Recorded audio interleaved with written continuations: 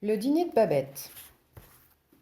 Lorsque le démon familier aux cheveux roux ouvrit la porte de la salle à manger, et que les invités pénétrèrent lentement dans la pièce, leurs mains se quittèrent, et ils gardèrent un profond silence. Mais ce silence était doux et sympathique, car par la pensée, ils se tenaient toujours par la main et chantaient encore. Babette avait posé un des chandeliers au milieu de la table. Les petites flammes éclairaient les complets et les robes noires, ainsi que l'uniforme écarlate du général. Elle se reflétait aussi dans les yeux humides de la confrérie. À leur lumière, le général Lovenheim vit le visage de Martine, comme il l'avait vu lors de son départ, 30 ans plus tôt. 30 ans passés, Harbert Lévague avait marqué ses traits. Les cheveux d'or étaient maintenant striés d'argent. Le visage, pareil à une fleur, avait lentement pris la teinte de l'albâtre. Mais que le front était resté pur! Quelle quiétude rayonnait dans les yeux! Que ses yeux inspiraient confiance! Que le dessin de ses lèvres était suave, comme si jamais elle n'avait prononcé une parole de colère. Lorsque tout le monde fut assis, un des membres de la communauté, le plus ancien, rendit grâce, en récitant le verset composé par le pasteur lui-même. Puisse ce repas maintenir la force de mon corps. Puisse mon corps soutenir les forces de mon âme. Puisse mon âme, en actes et en paroles, louer le Seigneur pour tous ses bienfaits. Au mot de repas, les invités inclinèrent leur tête sur leurs mains jointes, se rappelant qu'ils avaient promis de ne pas dire un mot concernant la nourriture, et ils renouvelèrent cette promesse dans leur cœur. Ils n'accorderaient même pas une pensée à ce qu'on leur servirait. Ils étaient installés autour d'une table servie. Eh bien, n'avait-on pas fait de même aux noces de Cana? Et la grâce avait choisi de se manifester à ces noces, dans le vin même, plus abondante que jamais. Le familier de Babette remplit les verres. Les hôtes les portèrent gravement à leurs lèvres pour confirmer leur résolution. Le général Lovenheim, qui se méfiait un peu de ce vin, en prit une gorgée, s'arrêta et leva son verre jusqu'à son nez, puis jusqu'à ses yeux. Il était stupéfait. Ceci est fort étrange, pensa-t-il. Voilà que l'amontillado est le meilleur amontillado que j'ai dégusté de ma vie.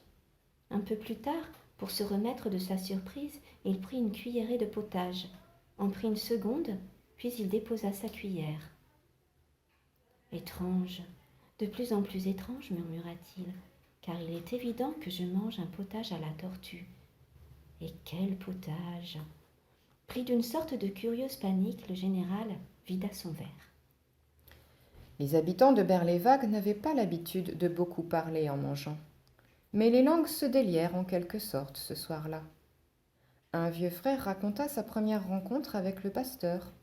Un autre parla du sermon qui l'avait converti 60 ans plus tôt. Une femme âgée, celle qui avait reçu les confidences de Martine concernant ses inquiétudes, rappela à ses amis que, dans l'infliction, le devoir de tous les frères et de toutes les sœurs leur commandait de partager avec empressement les fardeaux des autres. Le général Lovenheim, qui devait diriger la conversation, dit que le recueil de sermons du pasteur était un des livres préférés de la reine. Mais l'arrivée d'un nouveau plat réduisit le général au silence. Incroyable, incroyable, se disait-il in petto. Ce sont des blinis d'Emidov. Il jeta un regard sur les autres convives. Ils mangeaient paisiblement leurs blinis d'Emidov, sans le moindre signe de surprise ou d'approbation, comme s'ils n'avaient fait que cela tous les jours pendant 30 ans. De l'autre côté de la table, une sœur évoqua des faits étranges qui s'étaient passés au temps où le pasteur était encore parmi ses enfants et qu'on pourrait qualifier de miracles. Les autres se rappelaient-ils que le pasteur avait promis de faire un sermon de Noël dans un village situé de l'autre côté du fjord. Il avait fait si mauvais temps pendant 15 jours que pas un marin, pas un pêcheur ne se risqua à faire la traversée. Le village perdit tout espoir de voir arriver le prédicateur. Mais celui-ci annonça que si aucune barque ne le transportait, il marcherait sur la mer. Et vous en souvenez-vous? La veille de Noël, la tempête cessa, le gel s'installa, et le fjord ne fait plus qu'une glace d'une rive à l'autre. La chose ne s'était pas produite de mémoire d'homme. Le serveur remplit les verres une fois de plus. Cette fois, les frères et les sœurs reconnurent que ce qu'on leur versait n'était pas du vin, car le liquide pétillait. Ce devait être une espèce de limonade. Cette limonade convenait parfaitement à l'exaltation de leurs esprits. Ils avaient l'impression qu'elle les emportait au-delà de la terre, dans une sphère plus pure, plus éthérée. Le général Lovelheim déposa son verre et, se retournant vers son voisin, lui dit « Voilà certainement du veuve Clicquot 1860. » Le voisin lui adressa un sourire amical et lui parla du temps qu'il faisait. Le serveur de Babette avait reçu ses ordres précis. Il ne remplit qu'une seule fois les verres de la confrérie, mais il remplissait celui du général dès qu'il était vide. Or, le général le vidait coup sur coup. Car comment faut-il qu'un homme de bon sens se comporte quand il ne peut se fier au témoignage de ses sens? Mieux vaut être ivre que fou. La plupart du temps, les habitants de Bervelag éprouvaient quelque lourdeur au cours d'un beau repas. Il n'en fut pas ainsi ce soir-là. Les convives se sentaient devenir de plus en plus légers, légers matériellement et légers de cœur au fur et à mesure qu'ils mangeaient et buvaient.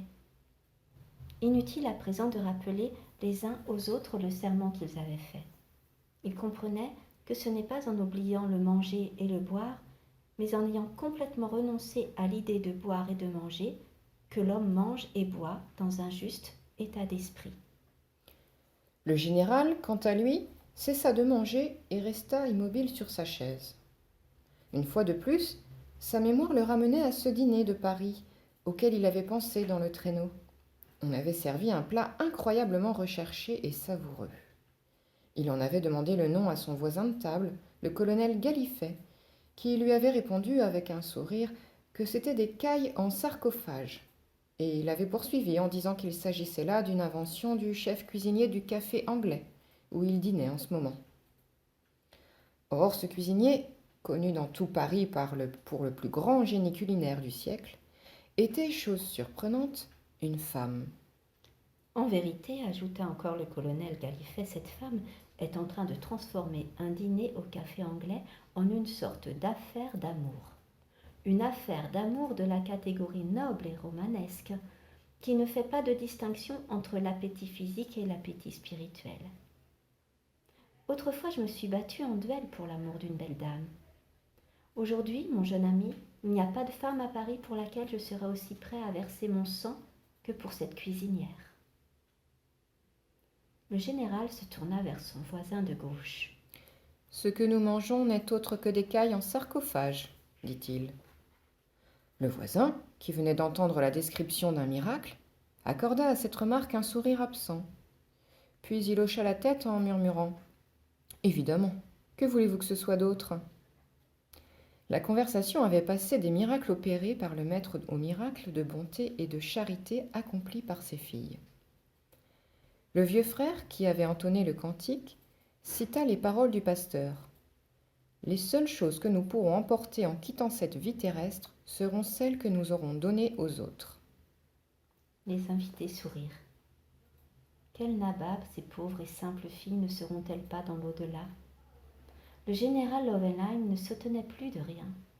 Quelques minutes plus tard, en voyant arriver sur la table des raisins, des pêches et des figues fraîches, il sourit à son vis-à-vis et dit « Les beaux raisins !»